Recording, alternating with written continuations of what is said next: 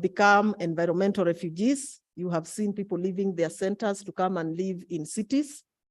Those who have visited North Horr, you have also seen the northern part of this region, where people are pastoralists. They are now congregating and coming into shopping centers, which have no plan, simply because they are running away from the climate impacts. Then we have wildlife that has nowhere to go because we have built up, we have closed all the corridors, and therefore they cannot move from Kenya to Tanzania the way they used to move, or from the Nairobi National Park to Amboseli and to Tsavo, because we have built up and we must build and we must settle. So who speaks then for this wildlife? Kenya, we say, is a tourist. I think we sell brand Kenya, and I often get worried when we keep selling brand Kenya. It's important too. But what will people come to see in this country if that natural capital is actually impacted? For that reason, our voices must be heard. We also do not want our children to look at wildlife through View Sasa or listen to what used to be here through podcasts. But we have a responsibility ourselves and the young people and the youth to actually be able to speak to this, because the consequences of our actions or inactions, will continue to speak.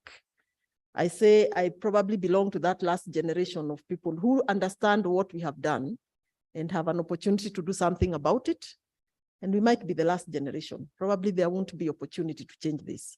So that is the call that we have. And as I stand here today, just to challenge us that our voices as the young people must be heard and our actions must be felt, not just in speaking and in advocacy, but in the actions that we take. Because in failing to take action and leaving me and a few other older people to do that, I think we have failed you, and we are on a crime scene. That's what I usually say. What we have done across our regions and what is going to happen, because even if we stopped doing anything today, I think we say this with Mithika, even if we stopped, a meeting, we still have to live with the consequences of what we have done for the next 100 years. So what will life be like? Now we are looking, we've just had a long seasons actually of drought. We now have rain. Believe you me, I'm sure the team from the environment team will now not be calling for food, but flooding. And we actually stand with our brothers and sisters in Malawi. I think we've seen what has been happening the last few days. So from drought to floods, that just carry, people like that. So as Africans, as citizens of the globe, how then are we going to address this? And how shall we survive? Because we must survive if we are going to live this. So I am encouraging the young people, let's apply for this. And us as institutions, we give you opportunities to come and work with us and also test your theories with organizations like ourselves and see how we can be that voice that has remained unheard.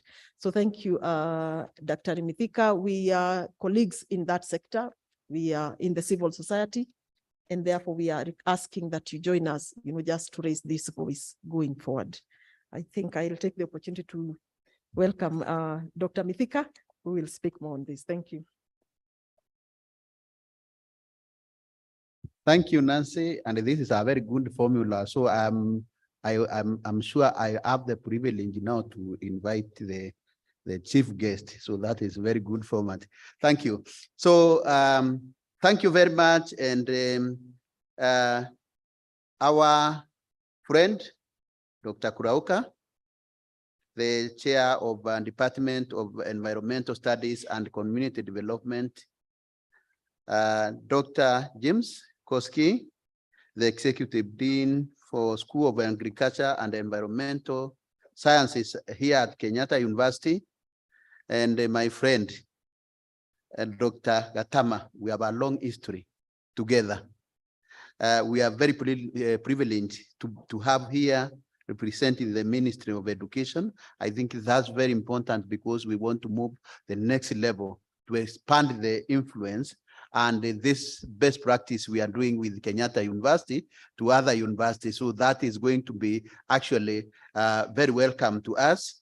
Nancy from the NWF, and I want to deliver the apologies of Dr. Margot Brown from the Environmental Defense Fund, who was supposed to speak to us, but is actually in another part of the world, which is now actually it is around 2 a.m. So she tendered apologies, but since she is with us. And also the professor, thank you very much for really coming to really grace this occasion. We are very privileged to be here at Kenyatta University to incubate this very important initiative, which has captured the imaginations of many people across the world on the innovativeness of such an initiative being done by an institution of higher learning in Africa, and also the what we are doing at the civil society. And so I also want to recognize other distinguished guests who are here, and also those who are online, because they are very important to this process, and also our alumni who have been really pivotal to this, and all who has contributed to the success of this, even the planning, including our secretariat, both at Kenyatta University and at the Pan-African Climate Justice Alliance Secretariat based in Nairobi. So this is the third cohort. And it reminds me of when we started conceptualizing this idea. It was just a concept. We were thinking about how do we do really to broaden the discourse on climate change. For many years, 30 years, those who can count, this discourse has been dominated by a tiny, minority of people, and just limited to the constituencies of science and environment, without acknowledging that the issue of climate change is quite broader. It's a discourse which requires to involve everybody, because climate change affects all of us in different ways. It has tremendous impact on the way we live, on our livelihoods. It has, affects agriculture, which is our ministry. It affects our economies. At Kenyan level, it affects the Vision 2030 delivery. At global level, it affects the Agenda 2030 of the United Nations, and even at regional level, Agenda 2063 of the African Union. So if you look at it, the reports from particularly the IPCC, and I was looking at the 6th assessment report, you realize that we need everybody to be part of this. I believe that there is no better way to do it than really imparting knowledge to the people, and starting with where it is very important, institutions of higher learning. And when we do that, it is going to really open up people, and this becomes like the way people stand, those who are religious, stand in religion, so that you understand that this is a problem which is going to be with us for the remaining time of our lives in the world. The professor was talking about the prayers, that now, of course, I know we are praying, the rain is coming, but we don't want to be so negative about what's happening, because sometimes this is not the act of God, Professor. It is our own, anthropogenic, it is our actions. So as we pray for rain, we need really to understand that let us pray while doing the right thing. Because where we have reached right now, it is because of human, activities. And in the discourse of climate change, it is not actually us who have caused this problem. This problem, has accumulated over years, from the years of our forefathers, 1840s, during the Industrial Revolution. They destroyed, the ozone layer, and that is where we are now.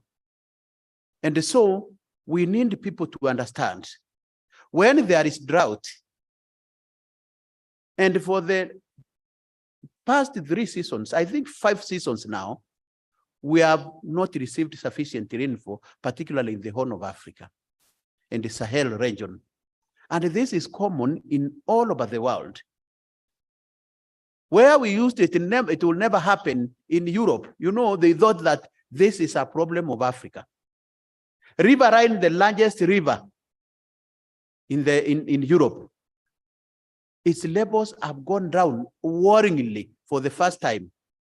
Go to the main Chinese rivers have dried up, US and those others. So we started this discourse as really help for Africa. And actually, those are what we call the notion of climate justice. That there is someone who have caused the problem of climate change, but there is someone who is suffering the impacts of the problem they did not cause.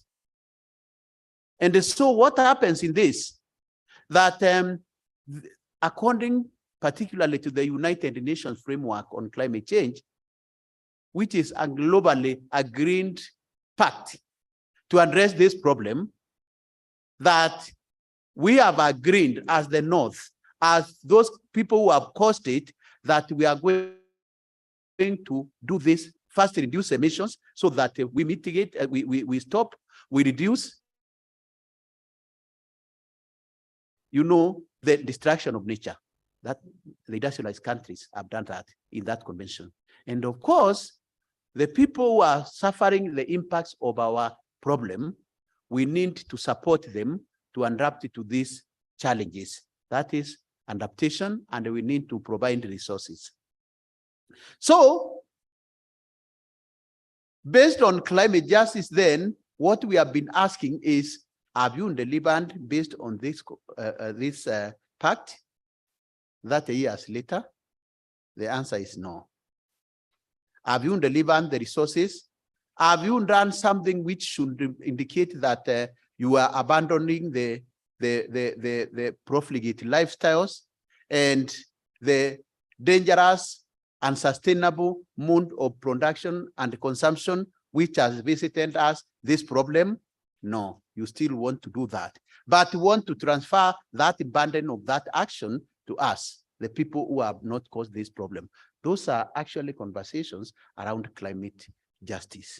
So we are moving out of now that hard science really to really simplify and demystify, because some people, when you look at the documents of the Intergovernmental Panel on Climate Change, IPCC, I believe that many people will not like it because it's a very boring subject. So for us doing climate justice, it is really simplifying and making it sensationalizing and making people understand that you work on water.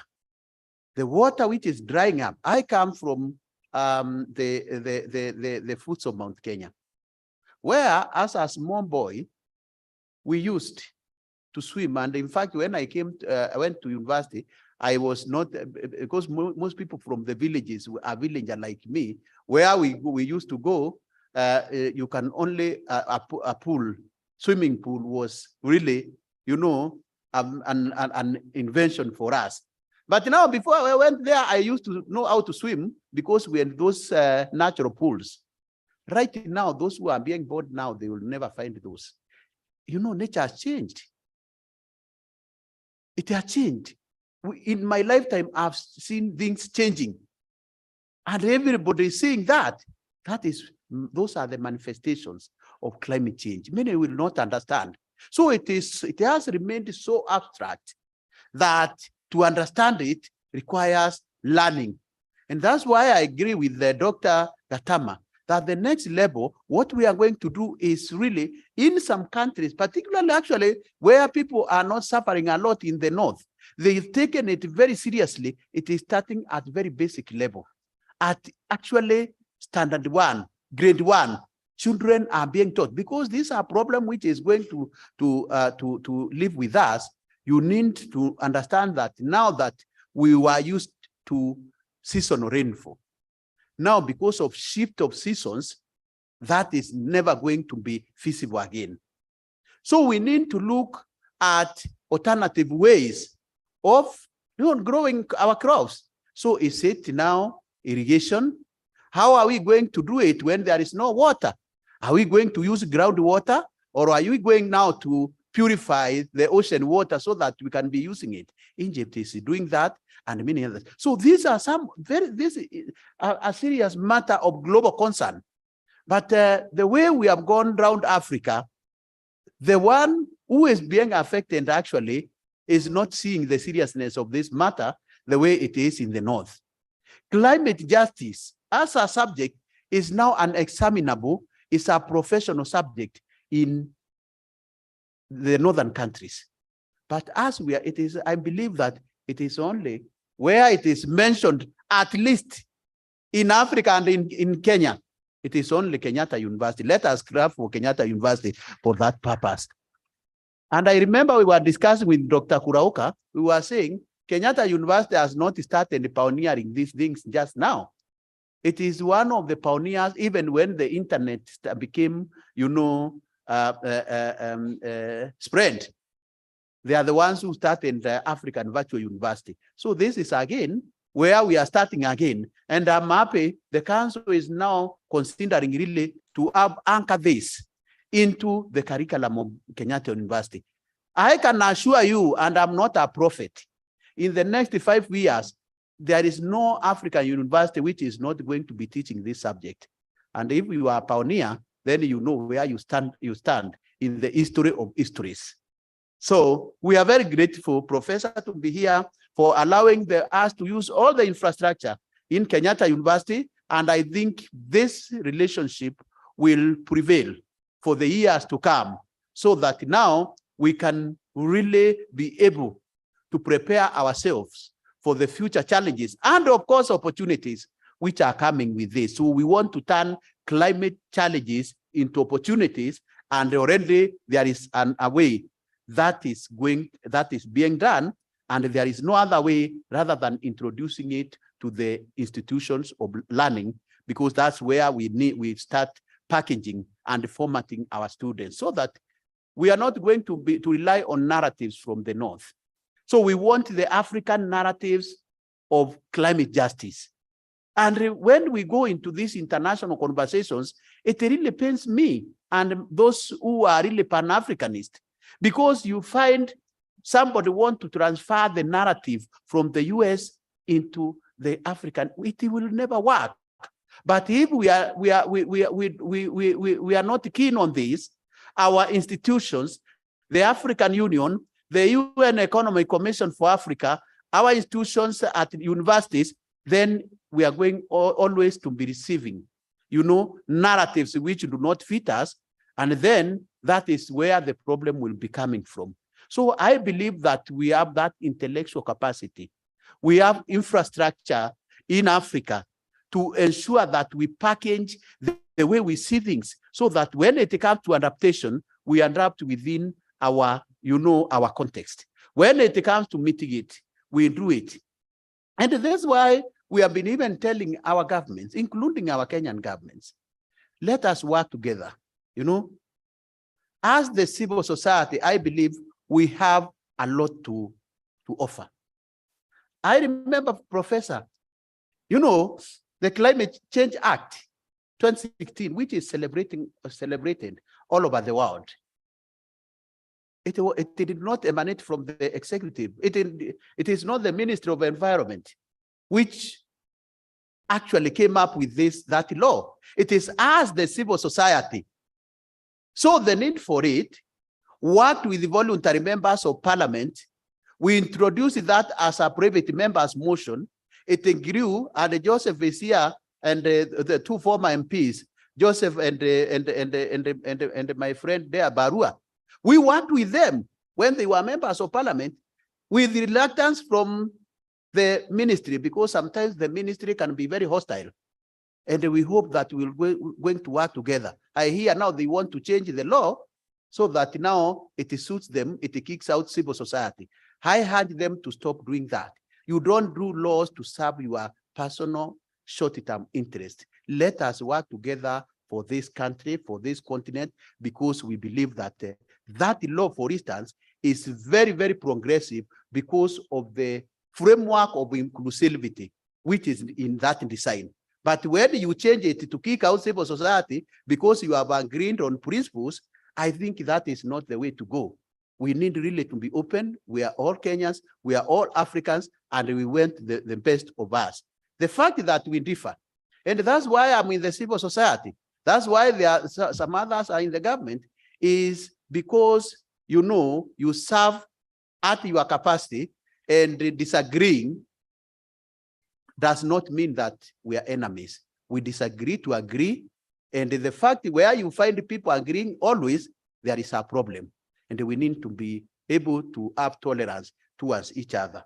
So, ladies and gentlemen, let me just mention a few things about the Nairobi Summer School. So its purpose is really, we want to awaken, we want to equip, we want to inspire a generation of actors in Africa and globally to really look into this matter and really take us to the next way forward. We believe, and we are very excited, the past two cohorts, wherever you go, you know, you find them all over. When you are in the COP27 in Egypt, they are the ones actually who are leading Africa. So it's a very, very, you know, useful course for these people so that they understand. Most of them, as climate justice and climate change becomes a central issue in global geopolitical interactions, these are the people we are going to rely on tomorrow in doing what we are doing now, in doing when those others bow out. And then we are going to have the people who understand where the world is going. So in terms of objective, it's to enhance the capacity of Africans and even those from the global south and north to advance the perspectives of climate justice through local, bottom-up, people-centered national interventions. And you know, this one is very, very timely. We are hosting the African Climate Action Summit here in Nairobi on 2nd to 6th September. Our president, as the chair of Committee of Health and States and the governments of climate change of the African Union, is going to be hosting that. Also understand the largest climate change conversation, which is Africa Climate Week, is going to be held during the same period here in Nairobi. The Climate for Development in Africa Conference, hosted by the African Union, the UN Economic Commission for Africa, and the African Development Bank, and us as PAGJA, is also going to be held here in Nairobi during the same period. This is then a very timely course in July as a build-up to that momentous occasion, and the young people who are going to be part of this are going to be very useful in really articulating their issues and the issues of Africa during that global meetings in September. So that makes this Nairobi Summer School very important, particularly during this year. So in terms of this, then cohort 3, this is very unique. It is unique in that it is very innovative. The lessons from the previous two summer schools have really helped us really to understand some of the issues which need to be covered.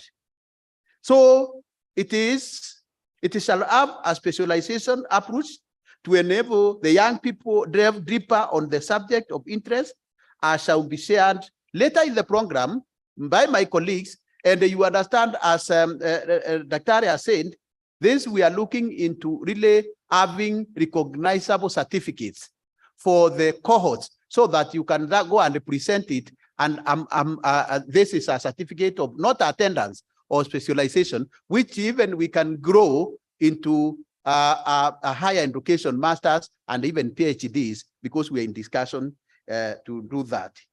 So I want to once again appreciate the pool of experts, actually, which is global, which is going to be joining us at Kenyatta University in July, as really to incubate the cohort of young leaders to help them face the challenges of climate change in the future. Also, the pool of alumni who have continued to give relevance to the Nairobi Summer School and are driving transformations across all levels. And finally, our partners. This would not have been really succeeded without the support we have always received from the government of Sweden, and now and later the Dutch government, and also other partners like UN Economic Commission for Africa, World Resources Institute, FES, Friedrich Ebert Stiftung, VSO, and the African Union, and the partners are coming. I've mentioned that the Environmental Defense Fund and many others and consortiums from both the North and South are willing to be part of this. So this means half the African continent can also catalyze, can come with innovative ideas which can be picked from where we are and also spread across the globe. And that is how I'm seeing the Nairobi Summer School on Climate Justice. So without wasting a lot of time, allow me then to take this opportunity to invite the Professor Waseke Wajoi, the Deputy Vice Chancellor, Academic, Kenyatta University, who is our chief guest representing the Vice Chancellor. Thank you very much.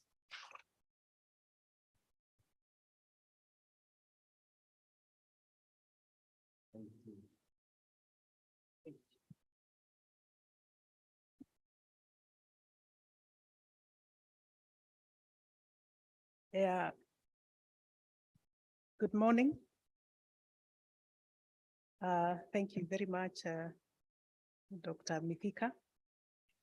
As he has rightly said, I'm here representing the Vice Chancellor, Professor Paul K. Wainaina, and he's right now held up in another meeting, which I was, and that's why I came in late. He would really have wished to be here. And you're also not seeing many members of management here because of the same. Today we are actually hosting or having the International Disability Day. And we are hosting the Honorable Retired Chief Justice, Professor Willie Mutunga, plus other guests. So that's why a majority of my colleagues in management and also senators and members of staff are not here, but they are here, they know and they support what is going on in this particular event. So let me just acknowledge the people who are here before I read his speech, and also say a few things in my capacity as a researcher, in my capacity as an expert in plant pathology, and also in my capacity as a person committed in supporting climate justice. I want to acknowledge Dr. Mithika Mwenda, the Executive Director, the Pan-African Climate Change Justice Alliance. We also want to acknowledge in absentia, Dr. Margot Brown, the Vice President, Justice and Equity Environmental Defense Fund. Also want to acknowledge Dr. Joseph Gatama Gishini, the Acting Deputy Director, National Research Fund in the Ministry of Education, here representing the CEO of the fund, and also a member of the Kenyatta University Council. We also want to appreciate Nancy Githaiga, Country Director, African Wildlife Foundation, the Executive Dean, the senators present here, members of staff present here, those of teaching and non-teaching, the students, members of the fourth estate, and all those who are following us online. Good morning again. I am a professor of plant pathology, and that is plant diseases. And we have, of course, experienced the impact of climate change, even in our own areas of specialization. We have experienced emergence of new pests that were not known in certain ecological zone are starting to be actually manifest. And the severity of the diseases that they are causing is so high because in that environment, they do not have natural enemies. And so this is just to illustrate that climate change is impacting every sphere of life, every person. And I think Madam Githaiga, yes, by faith. Yeah, I'm glad she talked about it. And so it's real. It is affecting every human. It is, I was so shocked for the first time, like she said, feeding livestock, wildlife on hay, meaning already there is creation of competition because naturally that hay should be used to feed the domestic animals. But we have to also try our best to make sure that our wildlife survives. So, everybody can see, even those presidents in the North who denied the reality of climate change, they are also being impacted.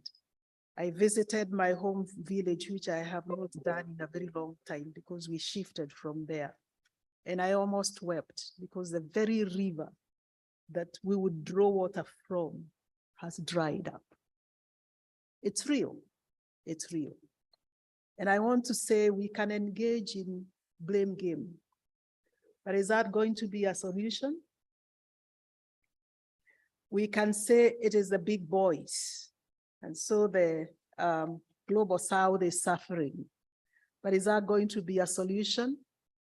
So as we engage in climate justice, I want to remind all of us, you and I have the responsibility at whatever level you are in. When you, for example, throw a plastic bottle on the road because you have completed taking your drink, what does that mean to the environment? It is the little things that we did wrong that brought us here.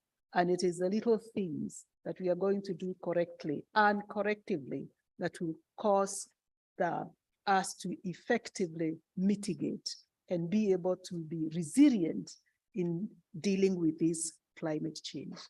So take it up as individual, take it up as a corporate entity, take it up as a family, take it up at all levels, and we'll engage even at the highest levels. But I want to tell you this, that this is going to require our corporate effort, regardless of the level at which you are in. I also want to say, as we do that, we should go beyond our personal interests. Because many times we ask the first question, and that's how we are culturalized. The first question you ask is, what is in it for me? I think for this, that is the wrong question to ask. It is, how am I going to make the difference in terms of mitigating and improving resilience against climate change, even as we fight for climate justice? I also want to take this opportunity to thank my colleagues in the School of Environmental Sciences then. Now I know after restructuring, agriculture has been brought on board, for the efforts you have made in engaging with PACJA so that this initiative gets rolling. I keep telling my colleagues the many partnerships we have started with an initiative of a committed member of staff or a committed staff who saw an opportunity and seized it. So, and you can see how it is growing and growing. And so I really want to thank you, the team in the department, the faculty in the school for this initiative. I also note the initiative by the Pan-African Climate Justice Alliance, here led by Nikika. I noted your focus has different dimensions, meaning that you are interacting with policy, you want to interact with public engagement, and you want to mobilize the public. And you also want to hold the government accountable. And you also want to engage in research knowledge. And I believe the partnership with Kenyatta University then comes in very handy. But I also acknowledge that your other area of focus is strengthening institutions and governance so that we can be able to handle that. And I note that you're not, you are in 45 countries, so your capacity to create impact is very high. And I want to wish you all the best as you conduct or as you carry out the mandate of this particular alliance with the support of the partners that you have brought on board. On the training of the participants that you're going to select, I do hope that in your selection, you have a criteria that captures one very important component. One that looks at, has that person shown enough commitment and enough passion for climate justice that they have of their own accord started off initiatives that could be grown. I hope that is one, and we are finding these very successful as we implement a program that is funded by USAID called the Young African Leadership Initiative, where the selection is, what have you been doing? What is this that shows commitment to this cause?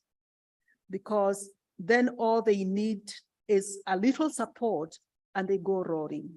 And some of the people that we have supported in that program are right now members of parliament, because that program handles public engagement, entrepreneurship, and also covers the whole area of leadership. And the selection process is very rigorous. So I do hope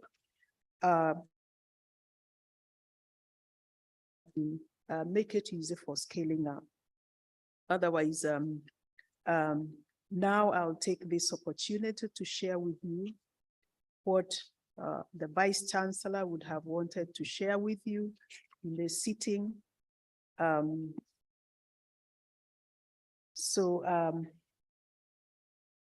He says, it is my great pleasure and true honor to welcome you all to the launch of the third cohort of the Nairobi Summer School on Climate Justice. First of all, I have noted that the launch is a new component for the third cohort, which makes the impact of cohort 3 then much better. I want to thank all our partners for your commitment in supporting this and previous editions of the summer school events at Kenyatta University. Our esteemed guests and development partners, fellow colleagues and researchers, allow me to remind you that climate change is the greatest global challenge of our time. From increased frequencies and severity of floods, to reducing agricultural yields, from shrinking economies to massive climate-induced human migration and conflict. And in this country, you are already experiencing this as efforts have been made to support our brothers and sisters in the North and in the North and Eastern. And in this regard, I want to let you know that Kenyatta University did visit Samburu County and did share with them foodstuff and other materials to support them as they go through this drought. But of course, as you know, that cannot continue forever. That's why a permanent solution will be required. The call to carbon neutrality and decrease to global temperature will not be achieved unless we invest in imparting appropriate knowledge, skills, and attitude on the current generation to advance climate justice discourse. And as envisioned in the Paris Agreement's component on capacity development through building and the follow-up of COP27 in Egypt last year, not all developing countries have sufficient capacities to deal with many of the climate-related challenges. And so I do wish to commend the initiative by the Pan-African Climate Justice Alliance towards supporting the implementation of the Paris Agreement, and in just a way for that matter, in a just way for that matter. But now contextualizing the problem at home, that is the climate justice school. Colleagues, ladies and gentlemen, I'm sure many will talk and have already talked on this, but it is important to say it as it is. Climate justice is no longer an abstract concept. It is now a global public agenda. However, voices from the global South and Africa in particular, where climate injustices prevail, remain inaudible in global discussions. Academicians and philanthropies from the global North generally seems to shape the narratives and the debate on climate justice with limited presence and representation of the global South. Most importantly, the voices of the frontline communities who bear the devastating impacts of climate change have been silent, a scenario that should definitely be changed and should be changed by the summer school initiative. We, as Kenyatta University, are playing our role by supporting evidence-based advocacy, our partnership in supporting evidence-based advocacy on climate change, in consolidating our partnership with PACJA, amongst other like-minded partners. We shall support climate justice advocacy through structured and coordinated research and outreach programs. Innovation, we are also doing it through innovation and technology advancement for a just climate world. We are also doing it by strategic partnerships and building local, subnational, national, regional, and international level partnership, implying that we are engaging multi-stakeholder partners on platforms to support climate justice advocacy. We also are leaving a pathway for future generations through which the current generation can benefit. Dear ladies and gentlemen, finally feel most welcome to our university, and we look forward to partnering and working with you in achieving a global environment free from the threat of climate change with sustainable development, equity, and justice for all by developing and promoting pro-poor, and equity-based positions relevant to and for Africa in the international climate dialogue and related processes, as is in the Alliance's vision and mission, respectively. I want to thank you and wish you well as we launch the Nairobi Summer School for the 3rd cohort. Thank you.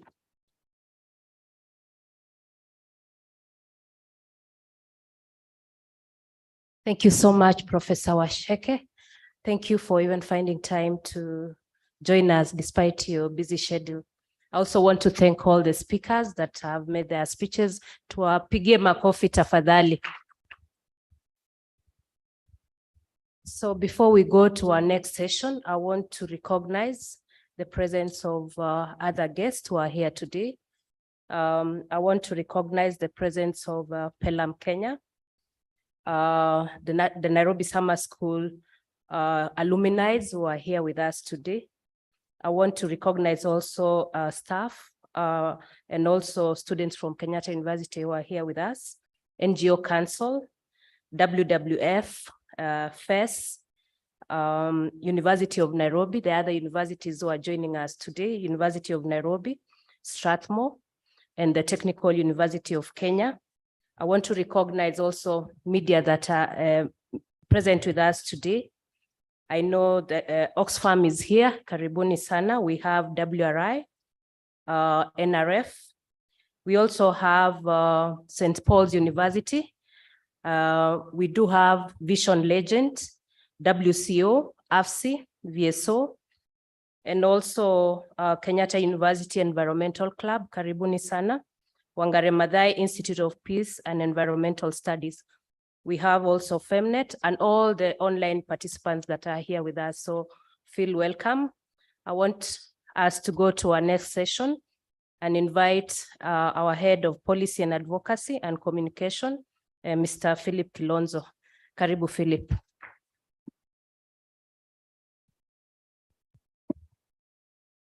Thank you, Anne, for moderating the process up to this particular point. I think my responsibility has been made simpler. David, if you're able to project, I'll be up here. And because I cannot be seeing the slides from my back, you will walk with me just to be sure that we flow together. Basically, I'm saying my responsibility has been made simpler, virtue of the speeches that have actually gone before my presentation. And that makes me just flow with the rest. Basically, the presentation that I'm making is on the Cohort 3 that we are trying to launch. But before we move on, it's important to, next slide, it's important first to appreciate the fact that summer school has its own origin, and it's important to just get a bit of perspective around that. That, of course, Nairobi Summer School on Climate Justice is an initiative of Pan-African Climate Justice Alliance and an initiative that is actually coordinated with Kenyatta University, and the program is run here in Kenyatta University.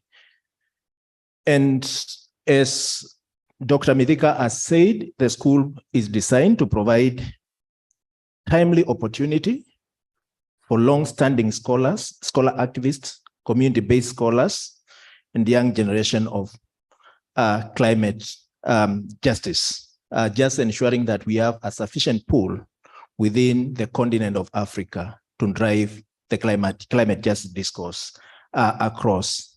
And of course, it serves to promote creative voices from youth, which again inspire societal and scientific proven innovations and transformation, particularly on issues of development and climate justice, which is very critical.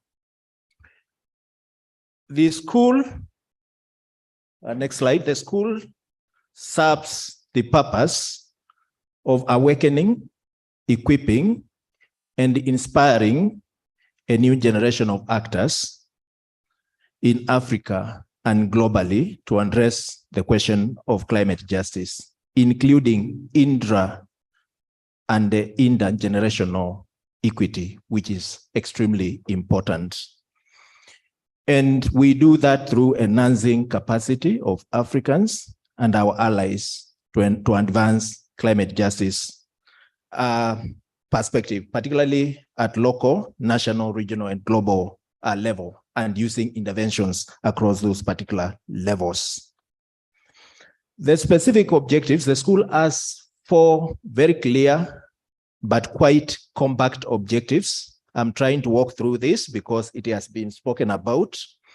The first is around equipping a new generation of actors with knowledge, skills, and the tools to contextualize climate change concepts relevant to Africa and global South realities. Indeed, it is important, just as has been emphasized, to have a school that is clear around the framing of the issues and the narratives within the context of Africa.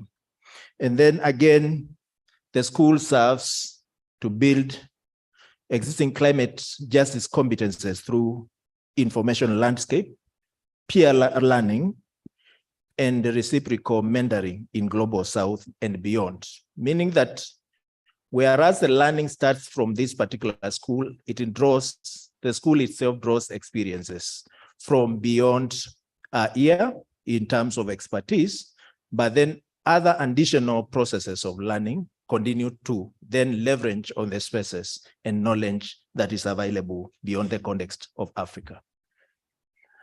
The third objective of the school is around imparting relevant advocacy skills among actors, especially from Africa and the global South, to address climate justice and the equity discourses based on research and experiences at local, national, and regional and international level. I think the overarching emphasis around the school is not just to do advocacy for the sake of making noise, but to ensure that it is grounded on evidence, it's grounded on science, grounded on research. But more importantly, beyond the research, the trainees of the school are able to crystallize the evidence into actionable advocacy plans, which they are able to drive influence. And we are not confining the influence within the country, within this particular school, but we are opening the scope of the influence that we are advancing to even Pan-African level and even global level, which is important. And then finally, it's around fostering and expanding networking and collaborations, particularly in the spirit of advancing climate justice within the international space discourse, which is important. Let's move to the next slide. It has, as a school, it has a clear learning objective. So for those who are applying for Cohort 3, you are not just coming here without, just because there is a program that is online, you are coming here because the school has clear-cut out learning outcomes that we have to monitor. And the first outcome, of course, has to do with a new generation of actors that are equipped with capacities, capabilities, and capacities and competences, particularly on basic science of anthropogenic climate change and associated competences that are necessary, particularly in terms of contextualizing climate discourse and actions that are applicable across all spaces, and particularly in advancing interests of global South. So it's important you also understand that the school is actually making a significant contribution around that particular outcome. And we do not count on the success of the school in terms of the number of people that we train, but more on how are you applying these particular competences in driving the transformations that we are looking for. And then we aim to produce a critical mass of climate justice champion that is actually catalyzing Africa transformation towards climate just future. So that's an outcome that we are keen on.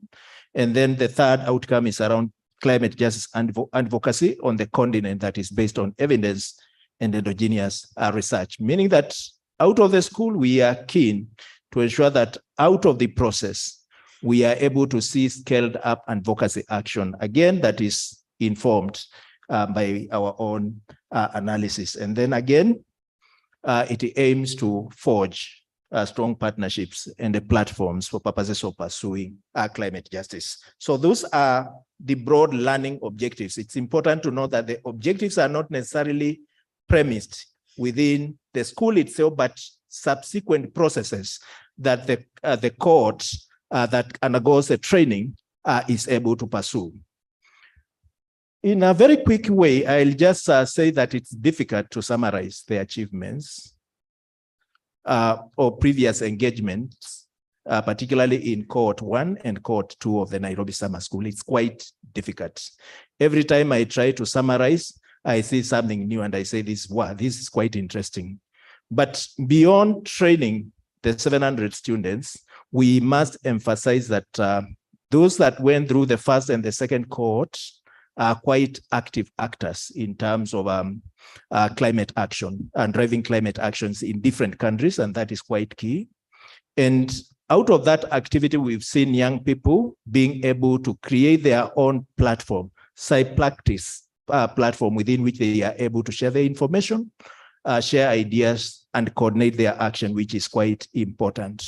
But we've seen wide-scale application of skills and knowledge, particularly among the alumni, whether it's in securing jobs, whether it's actually in securing positions of influence. I can actually say close to 10 young people that I know who have actually secured global spaces of influence out of this particular school, and which is quite important. And we are also seeing an increasing number of young people who are actually representing the continent in quite critical spaces who are alumni of Nairobi Summer School. And we continue to be happy about that. In a number of our countries where we did not have even vibrant climate change work, we've seen these young people going back, creating quite strong platform that are now recognized by donors, are recognized by government, and are galvanizing efforts of all climate actors in those countries. The Gambia is one classical example.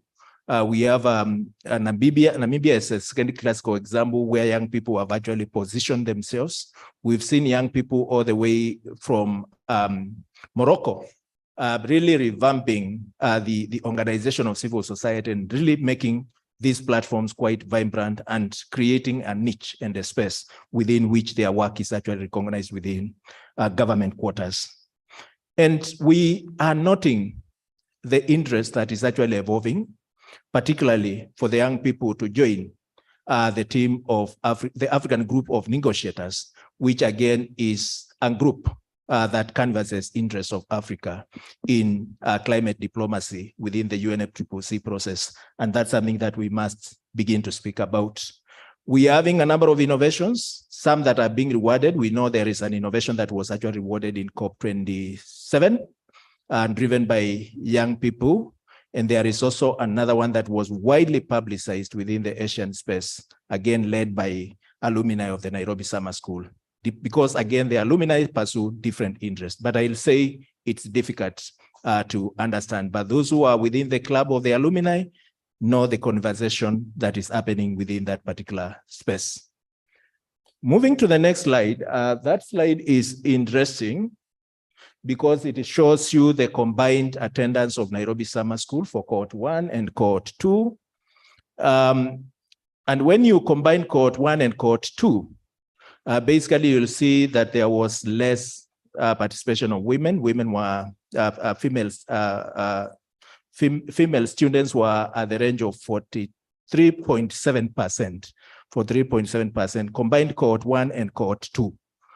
Meaning that even as we continue with the cohort number 3, we'll be having a trained eye on the applicants by gender, just to be sure that we are able to correct that anomaly that was actually occasioned by cohort 2. Move to the second slide, please.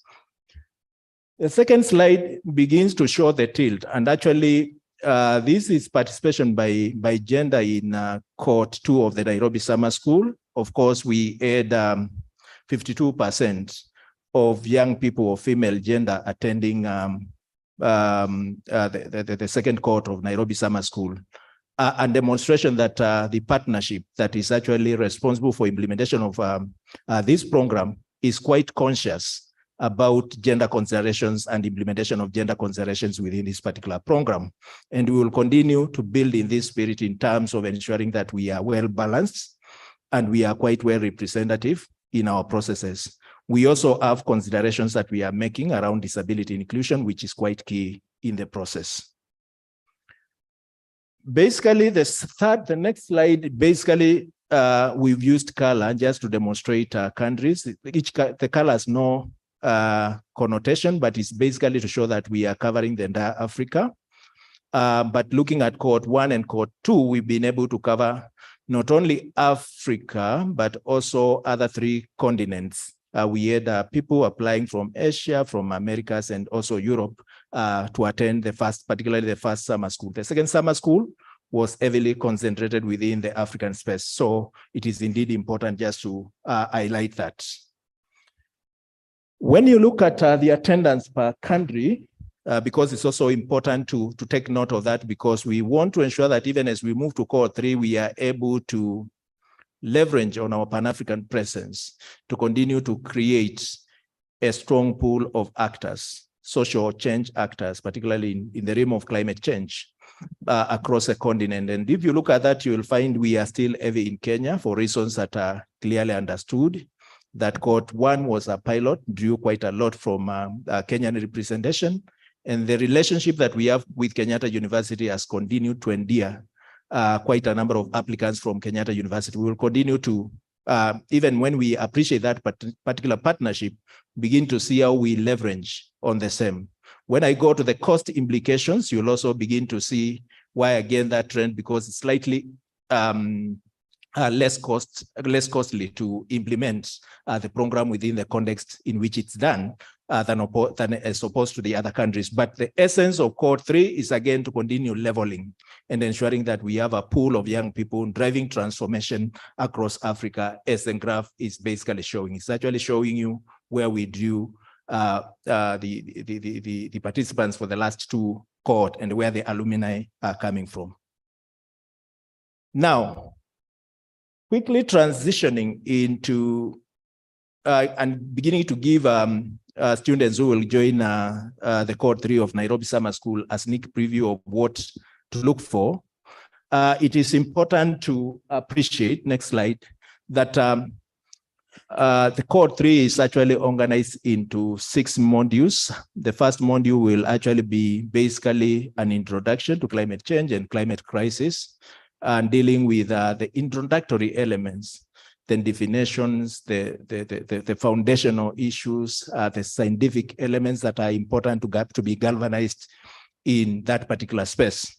Then we have module 2, which will delve deeper into international efforts, particularly in addressing climate change, focusing on the global processes, including the UNFCCC processes, the Kyoto Protocol, among others, that have been institutionalized to address climate crisis, and building a political perspective around that and issues at stake at that particular point. Then module 3 will again come back home and begin to look at critical climate justice issues that are of great relevance to the global South, and are beginning also to position some certain dialogue within the context of the global South. And then module 4 will then begin to look at where are the contestations, where are the tensions, why is the world not doing what it ought to do. And then module 5 will focus heavily on strengthening capacity around advocacy and communication on issues of climate justice. And then as a change, module 6 will begin to undertake sort of parallel thematic and the sector-based conversations, again, connected to areas of interest and areas of specialization. That is how basically the Cohort 3 of Nairobi Summer School will be organized. Next slide. In terms of what is new in this particular process, for those who underwent through the first and the second cohort of the Nairobi Summer School, you clearly understand we did not have a strong process, a pre-summer school process. This time around, we will have a pre-summer school process that is meant to address preliminary issues so that we don't converge here and begin to address preliminary issues. We will have sorted all those online largely, including clearly understanding your context, the context of your country, the context in which you're operating in your local area, so that as you arrive here, you are conceptually clear about the transformation that you are coming why you are coming here, and the kind of knowledge you need to acquire to create the kind of transformation that you want to create at local level and within your own country context. So we'll be able to canvas quite a lot of stuff related to these elements before we get to the actual school, and there will be structured online process to address those gaps. Please note that if you are an applicant and we shortlist you, we can drop you out of the process if you are not consistent in terms of following up on those processes, and if you are also not consistent in terms of meeting the expectations that are meant to be derived within that particular phase. Then, of course, after the training, then we'll also be looking at what context, based on your contextual analysis, what is the agenda you are bringing to the summer school, and how is summer school relevant to your own country? So it's not an holiday trip. It's more of really being clear about the additional knowledge that you need to acquire from the school and how you want to apply that particular knowledge in terms of driving transformation back in your country as part of the change. Then Dr. Mithika spoke about the deep dive, which is very important because climate change is quite diverse and is quite wide. And it's important we also begin to introduce some certain specialization within the school so that, again, those who are interested in applying creative arts in some certain other processes, they find space that they are able to pursue within the same space. But within the Cohort 3, we've sort of identified some certain areas of specialization, including the just transition conversation, which is quite key, the discourse around climate finance, the faith issues and climate justice, which is important, issues of climate security, which is growing in a phenomenal manner. And there are also emerging discourse around environment and human rights defenders, among other areas that have been mapped out as potential specialization areas for those who will be applying in Cohort 3. So that is something that those who are applying for Cohort 3 need to take note of. Then there is entrenched mentorship post the physical conduct.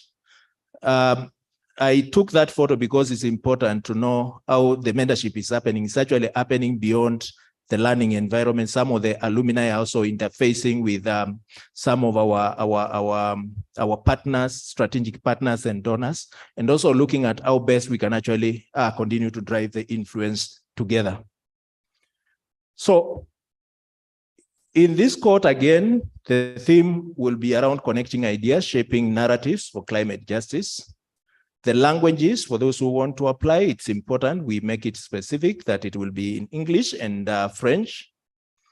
And the mode of delivery is quite varied. Blended learning approaches will be key: lectures, presentations, case studies, audiovisuals, facilitated discussions, group exercises, and field visits. Those are some of the broad approaches, but given the pool of experts that delivers this particular curriculum, this might not be exhaustive, but just an indication of what it will look like.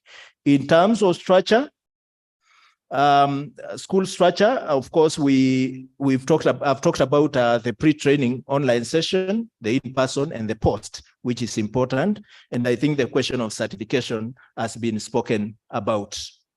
Now, given the fact that Nairobi Summer School is a premier learning institution and process, it is indeed important to share cost implications for the sake of those who are securing a scholarship, so that you can be able to speak to your own supporters. For the international applicants, the cost of the package is actually at $3,500 per person. And for the local applicants, the cost is actually at $2,500. That cost excludes, for Kenyan excludes transport, because we are assuming you will make yourself available within the school for learning. And then for those who want to join virtually, The cost is at $300. It's important to emphasize, but this cost is for the physical training. There are other add-on values, value elements that are not actually computed within this cost, including the pre-training sessions that are actually going to be convened, and the post, which are not necessarily quantified. This for the physical elements that relate to this particular program. Now, we are here basically to open the call for application for Nairobi Summer School for Climate Just Cohort 3. We must emphasize that we are inviting all eligible applicants to apply for a 2-week-long Nairobi Summer School on Climate Just training that will take place from July 3rd to 14th. So if you are applying, you must please note the specificity around the dates when it will take place. And it's in this year in Kenyatta University in Nairobi, Kenya, just in case you are confusing where Kenyatta University is, it's actually in Nairobi, Kenya. And the deadline of application is 11:59 p.m. East African time. And that will be on Friday, April 21st, 2023. So you are basically a month plus for you to put your case together, strong case together, and apply for this particular opportunity. In terms of who qualifies to apply, we've tried to simplify it and make sure that we are able to serve your interests. And we are saying it's mandatory for you to attend pre-training and the completed required assignments. Nairobi Summer School is not a place to come and sleep. It's a place to come and work hard because you are working hard to transform the world. And therefore, it is important for you to demonstrate from where you are that you are already prepared for that transformation and you are done with your assignment. We've placed the baseline academic requirement at O-level certificates, which is important. And please note the next criteria, which is quite useful, which is around the age, that the applicant must be within the age range of 18 to 35 years at the time of application. If you are outside that bracket, please do not come. I know this school has attracted so much diverse interest, and we've seen people who are nearing 60 years coming for the same school, and some refusing to go home even when they are chased to go home. Please, let's honor that particular cohort of age so that we are able to serve justice to this particular process. Fluency in French and English is key. Because they will be the language of instructions. And you must have a valid passport. This is for non-Kenyan applicants. You must have a valid passport, and that passport must be valid as at the time of the training. So that you don't say you have a valid passport, but it's invalid at the time of undertaking the process.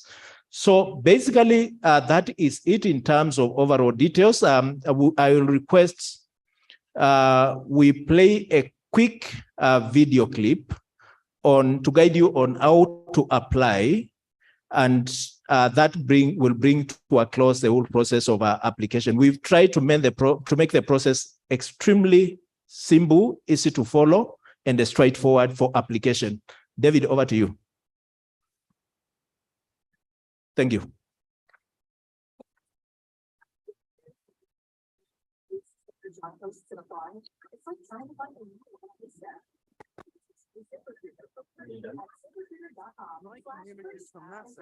just how dry the rainy season works here in the whole of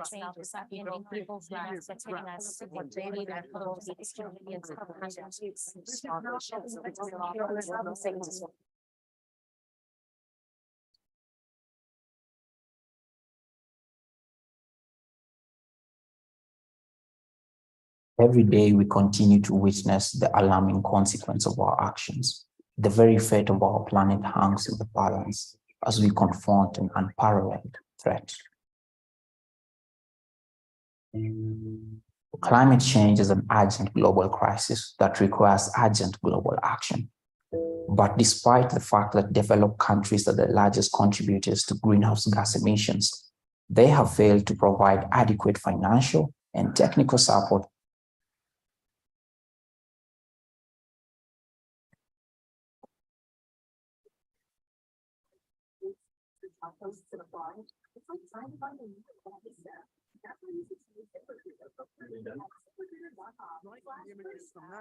So just how dry the rainy season was here, not all of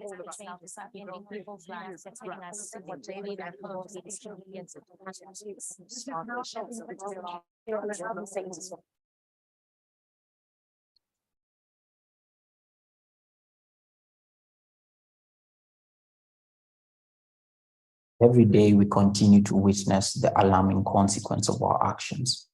The very fate of our planet hangs in the balance as we confront an unparalleled threat. Climate change is an urgent global crisis that requires urgent global action. But despite the fact that developed countries are the largest contributors to greenhouse gas emissions, they have failed to provide adequate financial and technical support.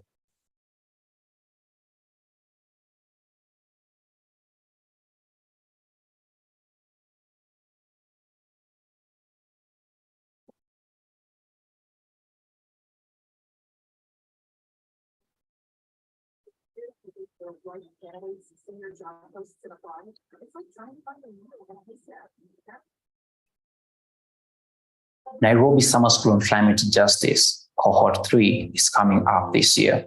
If you wish to apply and become part of the next generation of climate activists, go to climate-justice.school on your PC or phone. Click on the apply icon and fill in the details on the form. Submit and wait for a summer school representative to reach out.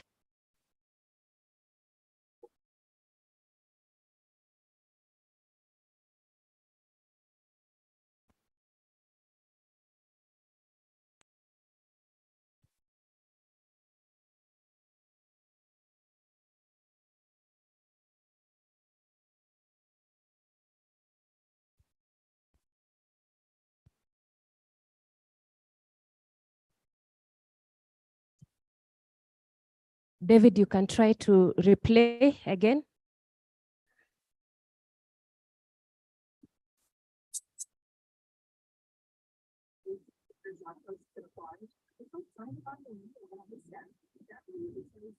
David, are we able to replay? Good. Just try again. The rainy season was here, not all of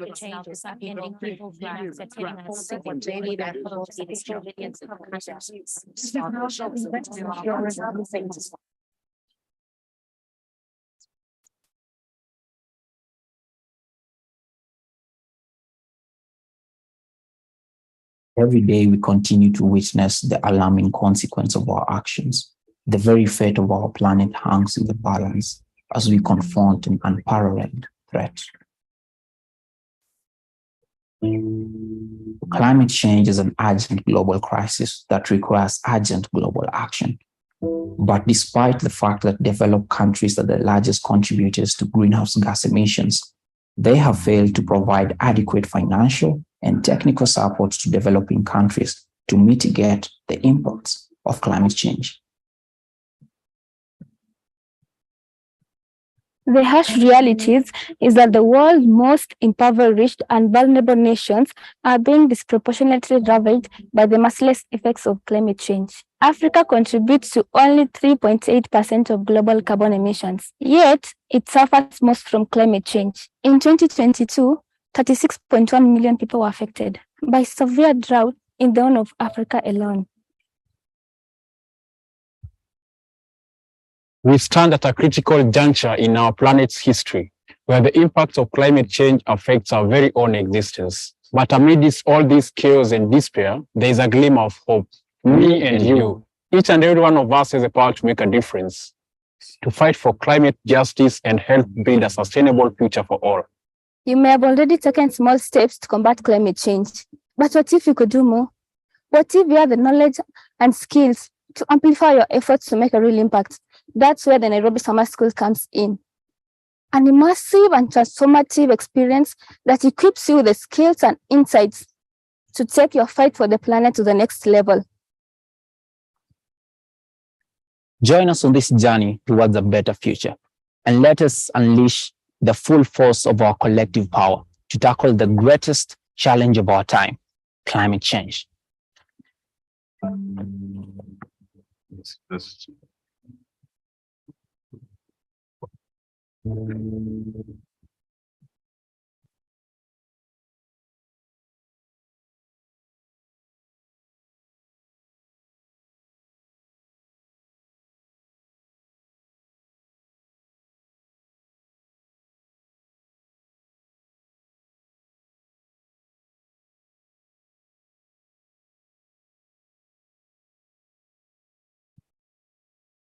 I think we are waiting for the next video on how to. Nairobi Summer School on Climate Justice, Cohort 3 is coming up this year.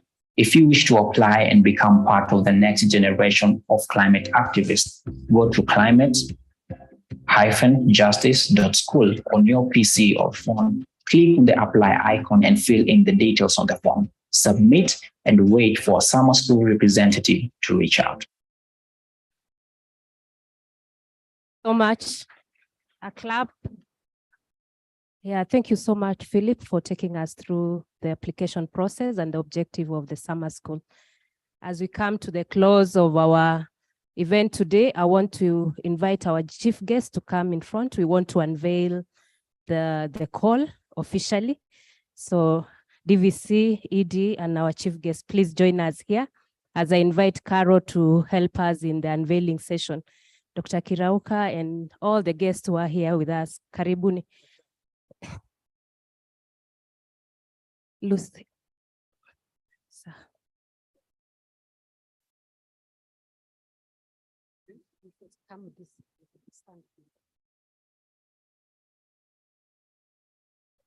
So we want to officially unveil the call with the help of our guests. As we said, we are unveiling the call for the Cohort 3 of the Nairobi Summer School. So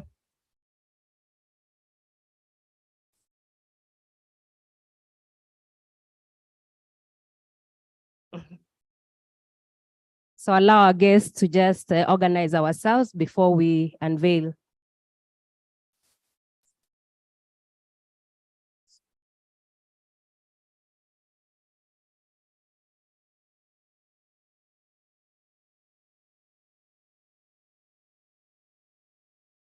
All right, it's that time where we are unveiling the call officially. And we are counting down.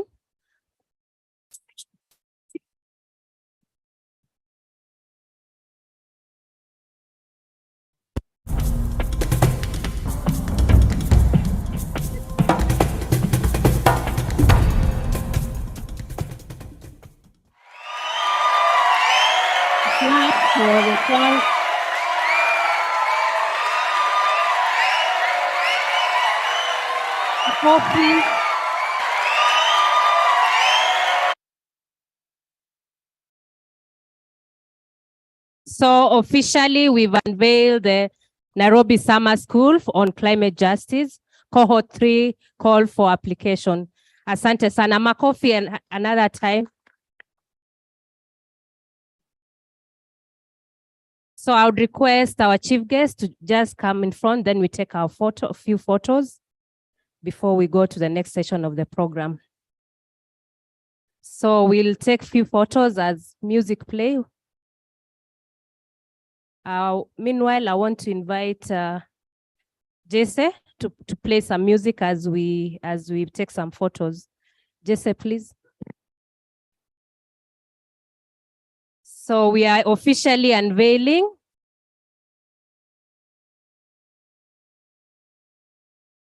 So our DVC, our ED, and our chief guests. Thank you so much. Makofi tafadhali.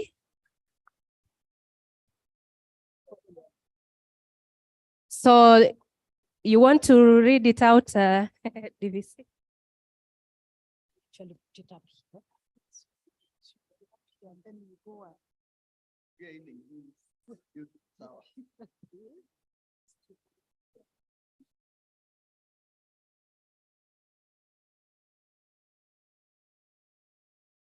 I wish to announce the launch of Cohort 3, Nairobi Summer School for Climate Justice,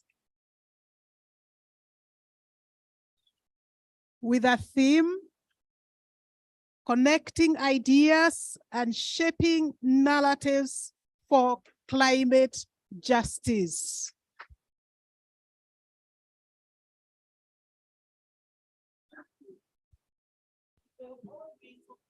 The sun is browning, the moon is dim. I see the wind is free, the mountains is walking in vain. I see, oh, you can see together. I see, why can't you see? I see, hope you can see the climate's changing. I see, hope you can see. I see, why can't you see? I see, hope you can see the climate's changing. River running dry, no rains in the sky. My people always cry. They can't farm in the dry land because there is what? Because there is food insecurity, battle with anxiety. What's the remedy? Gender inequality, wars of the century. What's the remedy? Energy crisis, poverty in our streets. What's the remedy? Now chorus. I see, hope you can see. Sing along. I see, why can't you see? I see, hope you can see. The climate's changing. Tell your neighbor here. I see, hope you can see. I see, why can't you see? I see, hope you can see the climate's changing. Now we do this together. So what do we want to see? Climate justice, and when do we want it? Again, what do we want? Climate justice, and when do we want it? Raise your voices. What do we want? Climate justice. And when do we want it? Nice. Clap for yourself. Thank you so much. Before our guests sit down, we have a photo session. So we'll start with the DVC and Dr. Mithika, then joined by the rest of the guests. Please stand as we take the photos.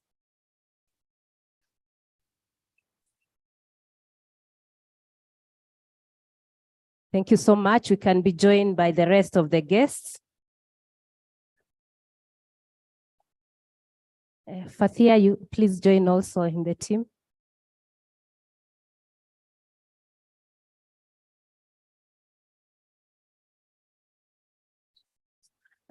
Partners, please join in. First AWS, Washimiwa, tafadhali join us at the back, please. And all the partners, please join. All the partners, staff. First, partners before staff. Please join at the back. All the partners, please join.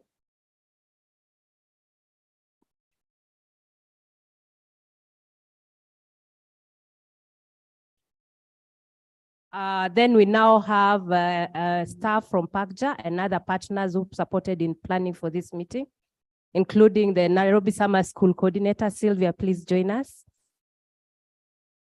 Join at the back, please. That will be our last photo.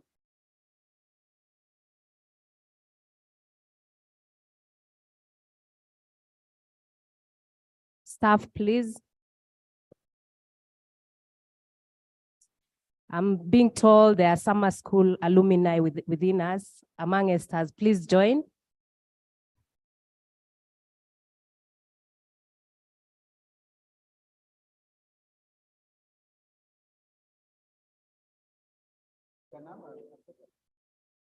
Okay, all right. So we can ask the guests to sit as we call the alumni and the chief guest. I think ED and DVC, we can wait for the alumni. Alumni, please.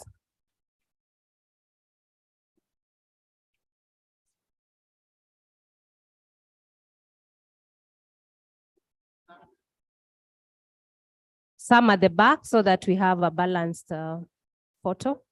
Some of you at the back, please. You can go to the back, yes.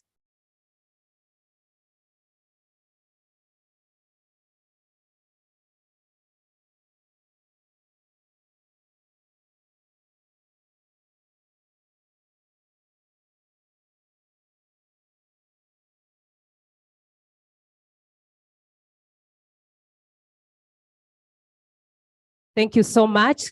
We can now have a seat.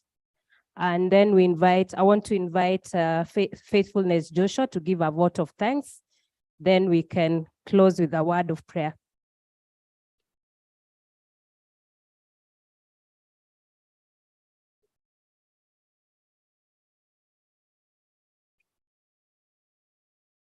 The Deputy Vice Chancellor, Academics, Professor Wasike Wanjohi, representing the Vice Chancellor of the Kenyatta University, the Executive Director, Pan-African Climate Justice Alliance, Dr. Mithika Linturi,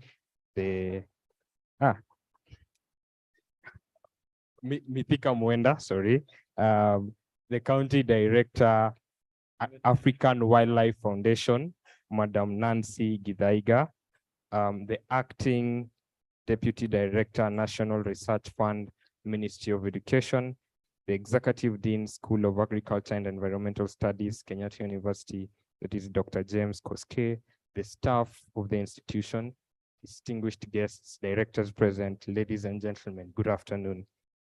It is my pleasure to deliver the closing remarks after the rich presentation, speeches, and successful launch of the call to application for Cohort 3 of the Nairobi Summer School on Climate Justice.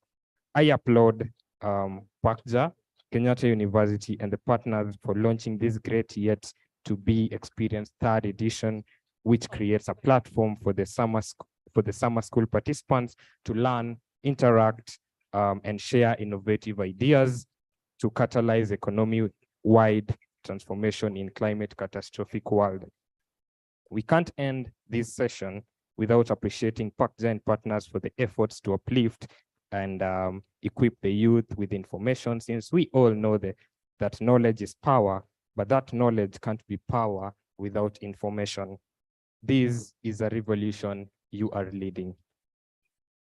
We have heard that the challenges of Africa faces a complex and multifaceted, and poverty rising, inequalities, competition for natural resources, and climate change that has led to an increase in drought, desertification, and the frequency and intensity of the cyclones. Ladies and gentlemen, I want to reckon what Dr. Mithika stated, and I will package in this way. Climate change in Africa is a story that deserves to be told by Africans, and we should be telling our own side of the story in its truest form, because this continent is ours and this planet is ours to live on. Congratulations on this remarkable initiative, which creates a platform to engage diverse actors who are already passionately involved in finding solution innovative ways. As the African proverb goes, coming together is the beginning, staying together is the progress, and working together is success. We know we must harness the capacity of young men and women and to continue investing in building progressive and peaceful societies. Special recognition to the summer school coordinator, Sylvia Washira, and the lead team, Duncan Omwami, who have put in their effort and success to make this launch a success, and yet to be the Nairobi Summer School on Climate Justice Cohort 3. This has been an incredible initiative to impact the young people, and we look forward to much greater continuity. sincere appreciation to the Kenyatta University as a whole, from the administration, the Directorate Catering, the security for hosting us. We hope that you will accept us once again. Finally, the organizations present, the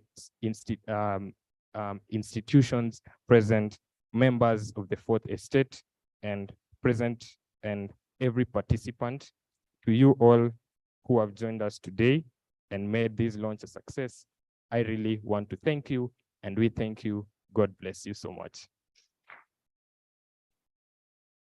Thank you so much, Joshua, Faithfulness. I think today is a day of faith. He's actually an alumni of Nairobi Summer School as well. So before we close, we started with a prayer. We need to close with a prayer. Then we allow our guests to leave. I'll call Faith from Kenyatta University to come and close with a prayer.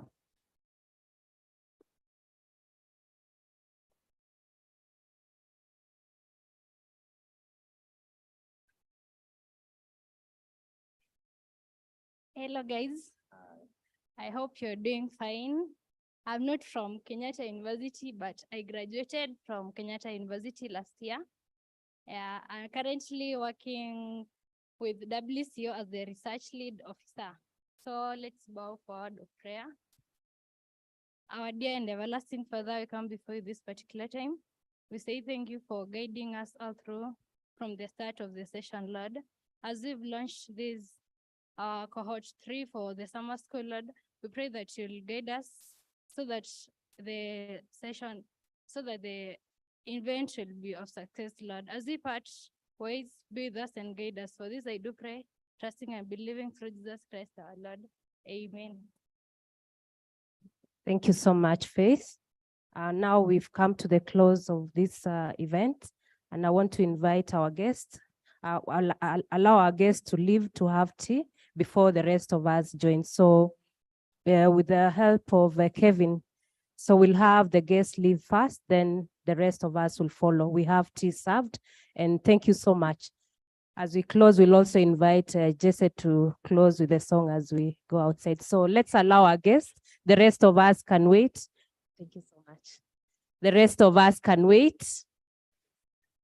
The guests and also the partners, please join our guests as they have tea.